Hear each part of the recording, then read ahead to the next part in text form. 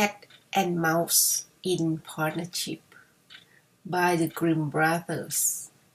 A certain cat had made the acquaintance of the mouse, and had said so much to her about the great love and relationship she felt for her, that at length the mouse agreed that they should live and keep house together.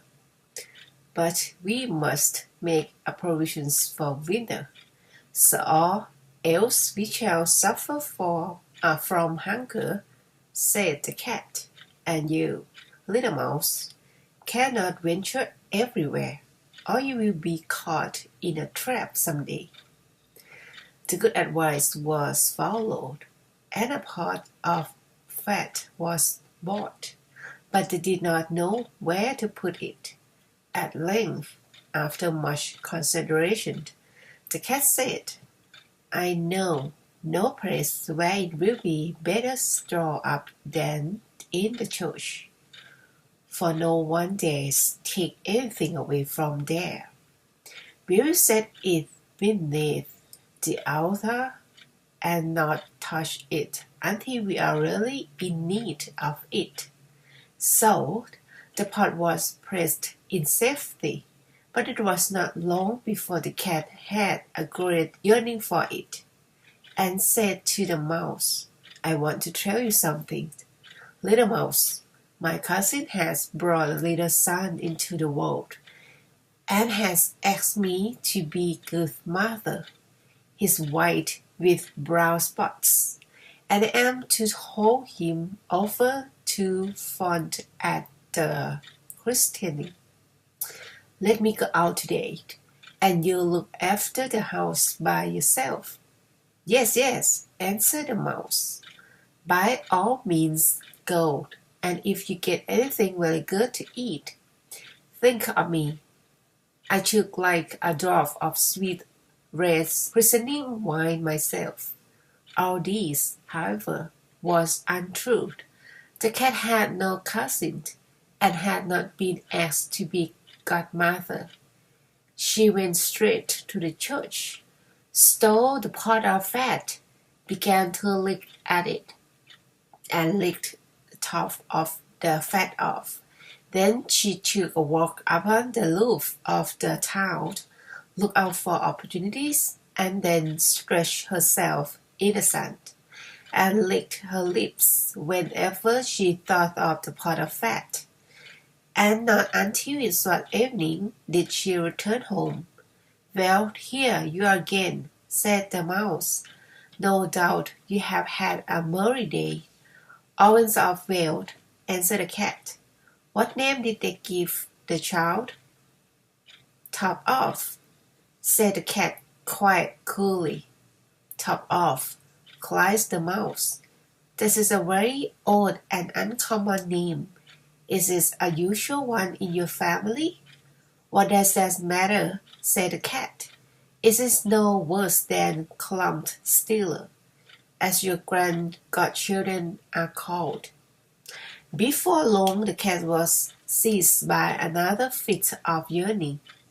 She said to the mouse, You must do me a favor, and once more manage the house for a day alone. I am again asked to be godmother, and as the child has a white ring round its neck, I cannot refuse. The good mouse consented, but the cat crept behind the town walls to the church, and you will have the pots of fat. Nothing even seems as good as what one keeps to oneself, said she, and was quite satisfied with her day's work. When she went home, the mouse inquired, and what was the child christened? Half done, answered the cat. Half done, what you say? I never heard the name in my life. I wager anything it is not in the calendar. The cat's mouth soon began to water for some more licking.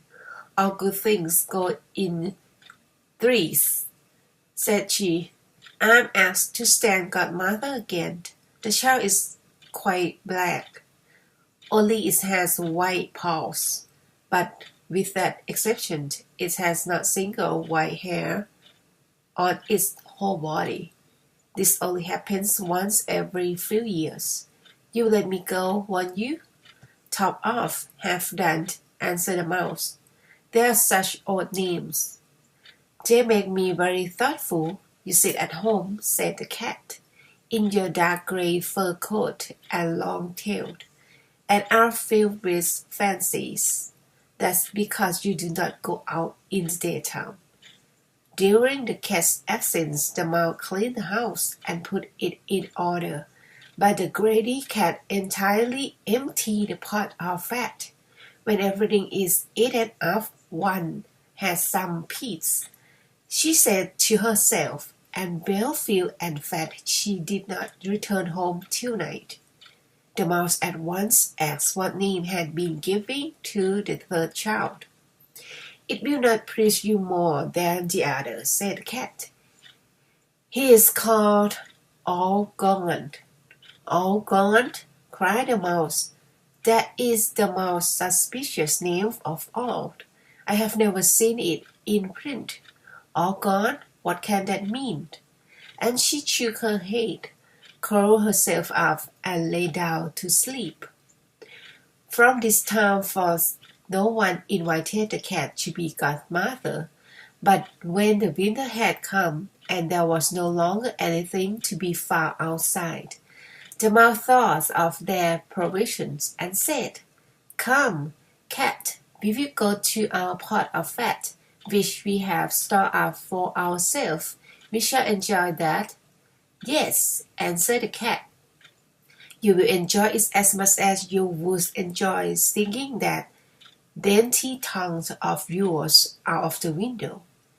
They set out on their way, but when they arrived, the pot of fat certainly was still in its place, but it was empty. Alas, says the mouse, now see what has happened. Now it comes to light. You true friend, you have devoured all when you were standing godmother. First top off, then half done, then will you hold your tongue, cried that cat. One word more, and I will eat you too. All gone was already on the poor mouse's lips. Scarcely had she spoken it before the cat sprang on her, seized her, and swallowed her down. Really, that is the way of the world.